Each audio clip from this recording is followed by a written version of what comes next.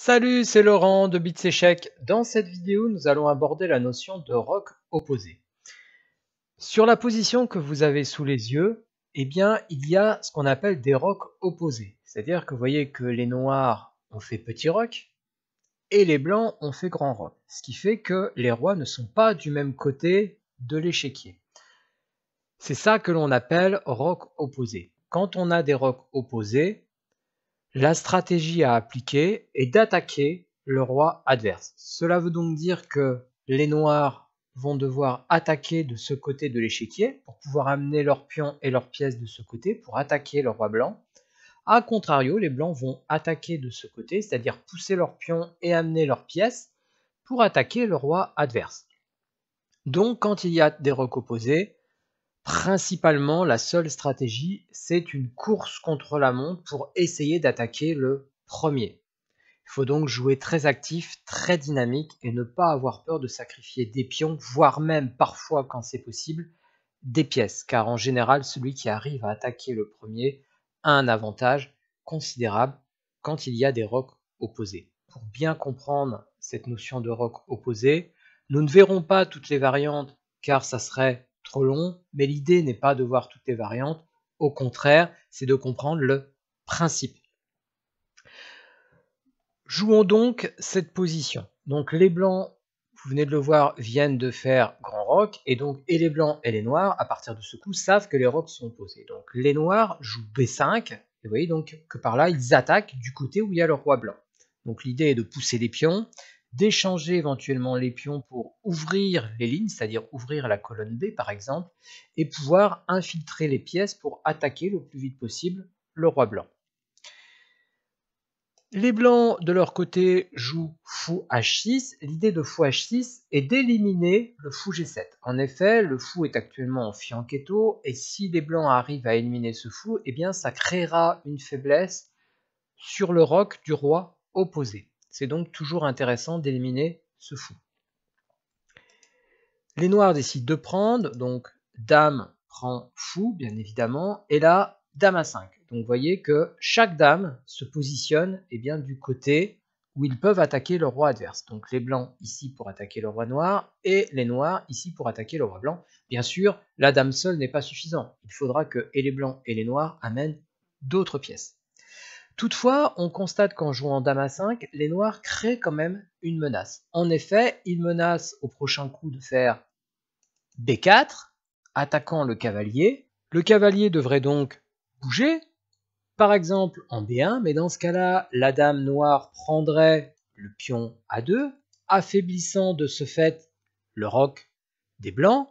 Bien sûr, ça gagnerait également un pion, mais surtout, le danger, ça serait que le roi soit gravement affaibli. Donc, les blancs ne peuvent pas se permettre de perdre A2. Du coup, les blancs jouent roi B1. Et maintenant, si les noirs font B4, eh bien, le cavalier bougera, par exemple, en E2. Mais là, la dame ne pourra pas prendre le pion A2, car sinon le roi prendrait la dame. Donc, on bouge le roi pour protéger ce pion A2. Du coup, les noirs n'ont évidemment plus d'intérêt à faire B4, donc ils développent une pièce. Alors, l'idée est peut-être soit de faire cavalier B6 pour attaquer par exemple le pion C4 ou amener le cavalier en A4, donc ramener une pièce sur le roi. Mais l'idée aussi de faire cavalier B7 peut être de libérer la case B8 pour la tour, puis après de prendre le pion et donc d'ouvrir cette colonne B, et donc la tour serait très utile pour pouvoir attaquer le roi blanc. Donc vous voyez que ce coup de cavalier D7 peut avoir plusieurs usages. Les blancs font H4, en effet, eux aussi vont vouloir ouvrir les lignes, c'est-à-dire qu'ils vont vouloir ouvrir la colonne H. En effet, on voit déjà que la dame est sur H6, et vous voyez que la tour en H1 pourrait attaquer le roi, mais ce qui le gêne, c'est son propre pion. Donc l'idée sera tôt ou tard de faire H5, d'échanger ce pion H5 contre le pion G6, et après, on voit bien que la tour pourra, s'il n'a plus son pion devant lui, si le pion est échangé, la tour pourra attaquer le roi adverse. Voilà l'idée du coup H4. Tour B8, c'est ce qu'on a dit, c'était l'une des idées possibles des noirs, donc tour B8. Alors là, le problème, c'est que les blancs se rendent compte qu'il y a une menace. Donc ils aimeraient poursuivre par exemple par H4 pour pouvoir faire H5, ou s'il y a nécessité de préparer ce coup H5, faire G4 pour au coup d'après faire H5, mais là, tout de suite ce n'est pas possible car il y a une menace. En effet, la menace est qu'au prochain coup, les noirs font pion, prend pion, et si le fou prend le pion, eh bien dans ce cas-là, la dame prendra le cavalier, puisque le pion ne pourra pas prendre ce cavalier puisqu'il y aurait échec. Ça serait donc un coup illégal de prendre cette dame. Donc tout simplement, les noirs menacent de gagner une pièce. Donc les blancs doivent bien faire quelque chose, ils ne peuvent pas se permettre de perdre cette pièce. Donc les blancs décident de jouer Dame D2. Donc, Dame D2 a aussi un autre intérêt, puisque Dame D2 n'est pas que défensif, il est également offensif. En effet, les blancs menacent ici, au prochain coup, cavalier D5, attaquant la dame noire. Donc si les noirs ne veulent pas perdre leur dame, ils doivent ou reculer la dame, mais le problème c'est que dans ce cas-là, eh bien, pourquoi l'avoir mis en A5 si c'est pour reculer derrière, ça n'a pas de sens. Et si, donc on l'a dit, cavalier D5, et si les noirs décident de prendre la dame blanche, eh bien intermédiaire, les blancs feraient avec leur cavalier qui est en D5, cavalier prend E7, échec. Le roi bougerait par exemple en G7, et après la tour prendrait la dame. Bilan des courses, les blancs auraient gagné un pion. Donc les noirs ne peuvent pas se permettre de perdre ce pion E7, surtout si les dames s'échangent, parce qu'une fois que les dames sont échangées, eh bien attaquer le roi adverse, même quand il y a des rocs opposés, est plus difficile. Donc les noirs doivent faire quelque chose pour ne pas perdre ce pion. Donc les noirs décident de faire tour E8. Et si, évidemment, cavalier D5 n'aurait plus de sens, puisque le cavalier ne pourrait pas prendre en E7, sinon il y aurait tour prend E7. Les blancs décident de jouer G4, donc G4 on l'a dit précédemment, et pour préparer la poussée H5, et donc essayer d'échanger ce pion H contre le pion G, pour que la tour puisse attaquer le roi adverse. Les noirs décident eux aussi d'amener des pièces sur le roi adverse, donc le cavalier B6, déjà attaque C4, et puis il peut aussi aller en A4. Les blancs décident de faire Dame C1.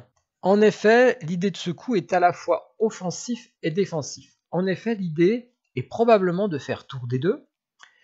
De ce fait, il y aurait bien et la dame et la tour D2, et la dame et la tour qui sera en D2 qui protégeraient la case B2, donc qui protégerait de ce fait le roi blanc, donc c'est un coup défensif, mais également cette tour en D2 pourrait, à un moment utile, venir en H2, par exemple quand le pion H4 aura été changé avec le pion G6, et là ça ne serait pas une tour qui attaquerait sur cette colonne H, mais deux. On l'a dit, tour D2, puis au moment utile tour H2, et donc il y aurait bien deux tours qui pourraient attaquer le roi adverse.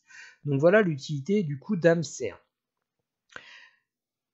Les noirs font B prend C4, on l'a dit, l'idée est d'ouvrir la colonne B. Alors, les blancs se moquent éperdument d'avoir perdu ce pion C4. Tant qu'il y a les dames, franchement, perdre un pion quand il y a des rocs opposés, c'est rien du tout. Donc ils vont pas s'embêter à essayer de leur gagner, pas du tout. Ce qu'ils doivent faire, les blancs, c'est continuer à attaquer. Donc ils continuent leur plan à base de H5. Les noirs décident de faire C5, et les blancs continuent leur plan à base de H prend G6. Les noirs reprennent de F prend G6. Et là, les blancs décident de fermer le centre en faisant D5. En effet, quand on veut attaquer sur l'aile, donc là ils vont attaquer sur l'aile roi, c'est ce qu'on appelle l'aile roi, on a tout intérêt à ce que le centre soit fermé, sinon l'adversaire pourrait répliquer au centre et avoir énormément de contre-jeux. Les noirs décident de développer l'une des dernières pièces qui n'est pas développée. Par exemple, ce fou pourrait à un moment donné utile venir en A4 et attaquer par exemple des pièces blanches. Donc ce coup peut être utile par la suite. Les blancs jouent tour D2, avec ce coup qu'on avait étudié tout à l'heure. Les noirs décident également de probablement doubler leur tour sur la colonne B pour attaquer plus facilement le roi adverse. Cavalier Ge2, donc les blancs estiment que tôt ou tard ils auront besoin de ce cavalier, donc ils vont le développer ultérieurement. soit en G3, soit en F4 pour l'attaque, mais ce cavalier peut aussi servir de défenseur au cas où les noirs décideraient de faire cavalier A4 ou fou A4. On pourrait déjà prendre la pièce ici qui pourrait être menaçante, puis après le cavalier E2 pourrait venir en C3 pour remettre un défenseur. Donc c'est à la fois également un coup défensif, mais également offensif. Donc cavalier A4, c'est ce qu'on avait plus ou moins anticipé. Cavalier prend, fou prend, et là cavalier C3. Donc on voit que le cavalier décide de revenir à la défense plutôt qu'à l'attaque. Les noirs ne veulent pas perdre leur fou et jouent fou B5. C'est un coup douteux, vous voyez que j'ai mis point d'interrogation, point d'exclamation. C'est un coup douteux parce qu'au final, il bloque la colonne B. Donc si les noirs ne voulaient vraiment pas échanger le fou contre le cavalier, ils auraient eu tout intérêt plutôt de mettre ce fou en D7 pour ne pas bloquer la colonne B. Parce que là, ils vont perdre des temps, vous allez voir, pour l'attaque. Et quand il y a des rocs opposés, on ne peut pas se permettre de perdre des temps.